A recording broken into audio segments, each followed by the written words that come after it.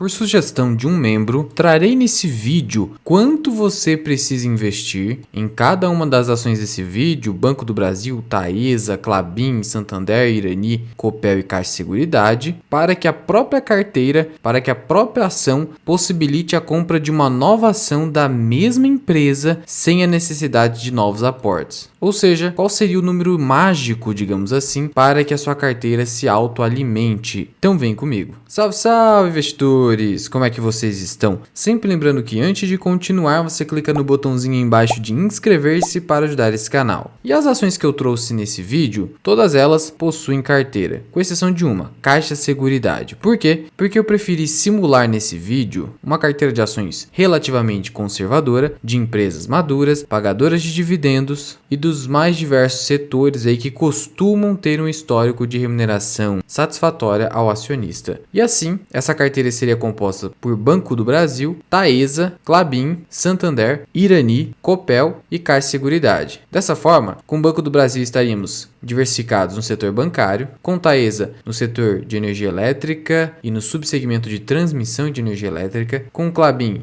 estaríamos segmentados no setor de papel e celulose, Santander de novo setor bancário, e veja que estou utilizando as classes de ações mais líquidas para não ter nenhuma controvérsia nesse sentido. Irani, poderíamos dizer também que está no setor de papel e celulose, a Copel, setor de energia elétrica, no caso a Copel ela tem os mais diversos ativos, mas o maior seria a distribuição de energia elétrica, e Caixa Seguridade com seguros. Para fazer a nossa simulação, eu montei a seguinte tabela, colocando aqui a nossa carteira de ações, desse lado a cotação atual da ação conforme seu último fechamento, e você encontra aqui a cotação no investidor 10. Claro que eu fiz um arredondamento para facilitação. Dessa forma, teríamos que o seu preço médio hoje, caso você começasse a comprar e a montar uma carteira previdenciária, você pagaria R$ 37,70 em Banco do Brasil, R$ 36,60 em Taesa, R$ 18,50 em Klabin, R$ 26,50 em Santander, R$ 8,20 em Irani, R$ 6,90 em Copel 6 e R$ 8,30 em Caixa Seguridade. E desse lado aqui colocamos o Dividend Yield projetivo para 2023. Por que projetivo ou projetado? Porque de nada adianta você ir lá e buscar aqui o Dividend Yield dos últimos 12 meses, que só reflete o passado. Não significa que esse número irá se repetir no próximo ano ou nos próximos anos. Razão pela qual você não pode simplesmente ir aqui em um site de investimento e pegar o Dividend Yield, que não vale nada, já que ele simplesmente reflete o passado, como eu falei para vocês. E aí você precisa fazer um estudo mais aprofundado para conseguir achar a projeção de dividendos para o próximo ano ou o exercício fiscal vigente. E como você faz isso? Você simplesmente encontra o dividendo que poderá ser pago por ação estimado no ano, pega esse valor e divide pela cotação atual, chegando no Dividend Yield projetado. No caso de Banco do Brasil, podemos estimar R$ 4,70 por ação no mínimo. Por que no mínimo? Porque o guidance do banco máximo para 2023 está em 37 bilhões de reais de lucro para este ano. Considerando que o índice payout do banco é de 40%, isso significaria dividendos da ordem de 14,8 bilhões de reais. Esse seria o total de dividendos a serem distribuídos. E aí bastaria você simplesmente dividir pelo número de ações de Banco do Brasil para chegar no DPA, que é o dividendo por ação, ou seja, o total de dividendos dividido pelo número de ações. E o número de ações em Banco do Brasil é pouco mais de 2,8 bilhões. Para fins de simplificação, vamos dividir por 2,8. E essa ideia aqui de não ser tão exato, ser mais generalista,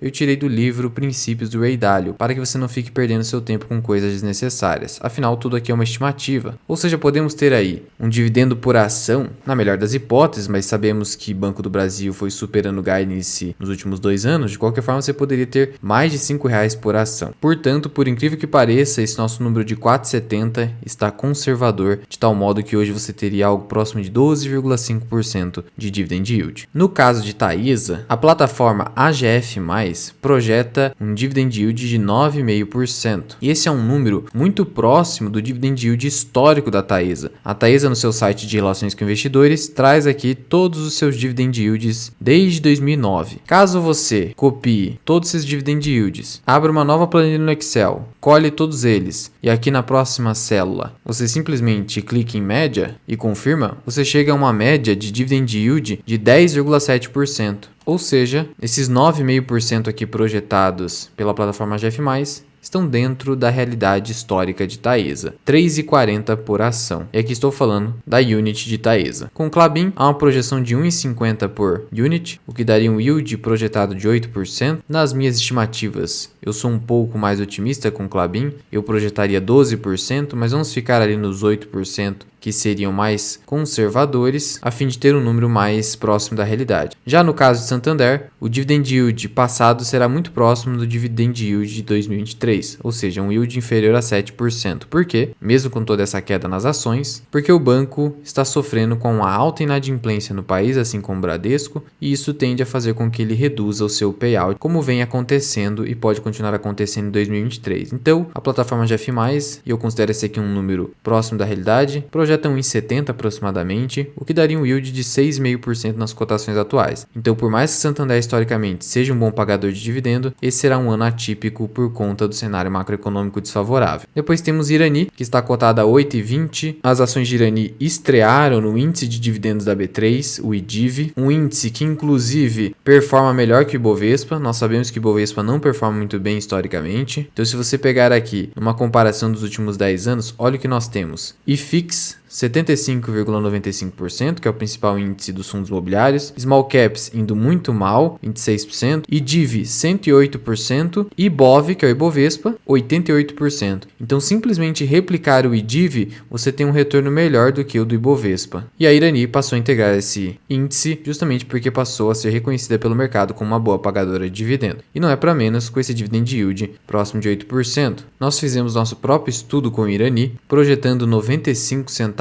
por ação, isso aqui é bem plausível de acontecer, o que daria um yield nas cotações atuais de 8,20 de 11,5%. Já no caso de Copel, a 6,90 você teria um yield de 8,5% a 60 centavos aproximadamente. A plataforma GF+ projeta 56 centavos, eu consigo ali fechar em 60 centavos, dependendo dos critérios que você utilizar para fazer a sua projeção, o que dá de qualquer forma 8,5%. E por fim, a Caixa de Seguridade, mais ou menos a 8,30. Você também tem a plataforma GF+, projetando aqui 93 centavos por ação. Você pode então chegar a arredondar aí a 95, já que o payout da Caixa de Seguridade tem ficado ali em 85%. 95 centavos, assim como Irani, em cotações muito próximas, inclusive, você tem pouco mais de 11% de dividend yield projetado para 2023. E agora então, com esses dados, conseguimos chegar ao que eu denominei aqui de valor mágico, que seria o quê? Qual o número de ações, por exemplo, do Banco do Brasil que eu preciso acumular para que minha própria carteira de ações do Banco do Brasil possibilite com os seus proventos comprar mais uma ação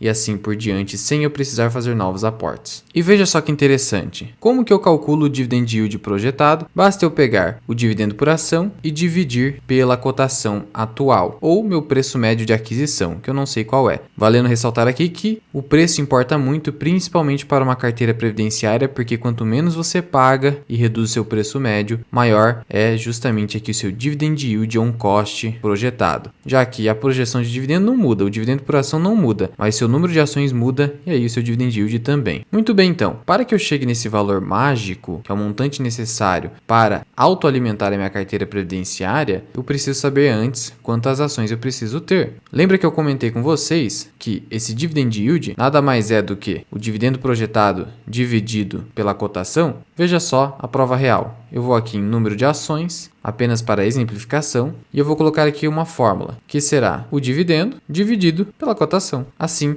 chegamos nesse dividend yield, veja, 12,5, 9, 8, 6,5, 11,5 e etc. Ok? Agora, para encontrar aqui o número de ações necessário para a autoalimentação da carteira, eu preciso fazer o caminho inverso. Eu vou colocar primeiro a cotação no numerador e depois o dividendo por ação no denominador. Então, como que vai ficar? Fórmula será cotação dividida pelo dividendo por ação. E assim temos o número de ações necessário. Dessa forma, para que as minhas ações de Banco do Brasil, sozinhas com os seus dividendos, possibilitem a compra de uma nova ação, uma outra ação e assim sucessivamente, eu preciso acumular 8 ações de Banco do Brasil. No caso de Taesa, eu vou precisar de 10,7. No caso de Klabin, 12,3. No caso de Santander, 15,58. Irani, 8,63. Copel, 11,5. Caixa Seguridade, 8,73. Claro que as frações devem ser ignoradas, então você teria que ter aqui 8 a 9 ações, aqui 11, aqui 13, arredonde para cima, sempre para ficar melhor a sua projeção, até porque as cotações podem subir. 16, 9 ações, 12 ações e 9 ações. E aí, finalmente o valor mágico, que nada mais é que o quê? O número de ações multiplicado pelo quê?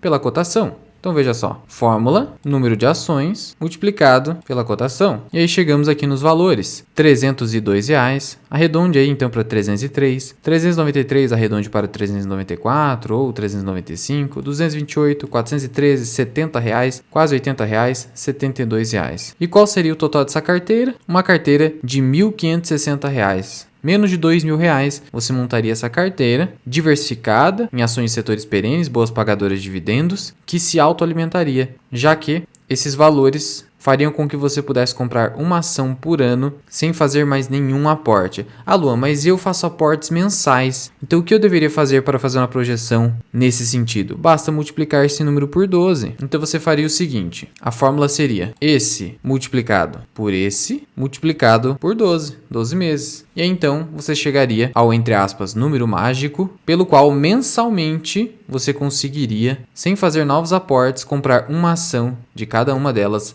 da sua carteira só com os dividendos. E o total disso aqui seria uma carteira com volume de recursos de 18.723,48, arredondando 18.724. Caso você queira ter acesso a essa planilha, vou deixar disponível para os membros no grupo do Telegram, torne-se membro associado Mirai, onde você também recebe mais de 30 aulas exclusivas, até mesmo como calcular o retorno de uma franquia de café, aulas de indicadores da análise fundamentalista, aulas de small caps, como vender put na prática, como fazer a gestão de risco da sua carteira, como investir no exterior, lives exclusivas comigo semanalmente, onde você pode tirar suas dúvidas e diversas outras aulas. Associado Mirai, você pode cancelar a qualquer momento. Mas já vai deixando aqui nos comentários, você colocaria mais alguma ação nessa carteira, como eu disse, bastante conservadora? E o que você achou dessas projeções? Muito obrigado por ter ficado comigo até aqui. Eu sou o Luan, esse é o canal Mirai Invest. Até o próximo vídeo. Fui!